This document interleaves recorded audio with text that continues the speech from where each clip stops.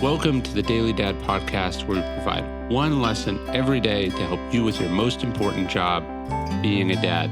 These are lessons inspired by ancient philosophy, by practical wisdom, and insights from dads all over the world. Thank you for listening, and we hope this helps.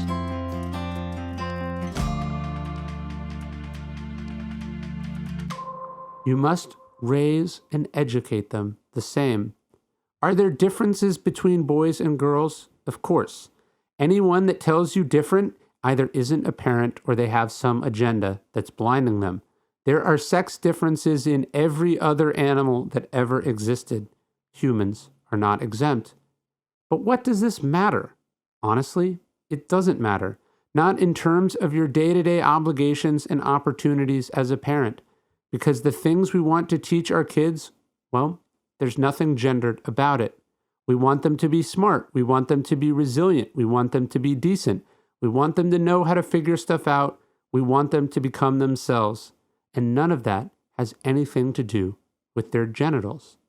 The Stoic philosopher Musonius Rufus, way back in the 1st century, was once asked by a parent about how they should educate their sons and daughters and whether they should do so differently.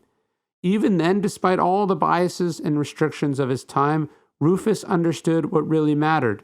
We're told he responded by explaining that trainers of dogs and horses make no distinction in the training of the male and the female, for female dogs are taught to hunt just as the males are, and one can see no difference in training of mares if they are expected to do horses' work in the training of a stallion.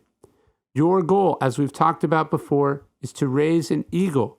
Have you ever seen a majestic eagle soaring, grabbing fish, surveying, and thought, I wonder if that's a male or female eagle? Of course not. What matters about a dog is whether it's a good dog. The same with a horse. Can they do the job? Can you trust them? Have they fulfilled their potential? And this is why we have to raise our kids the same. It's why we have high expectations for them in whatever they do, whatever their gender.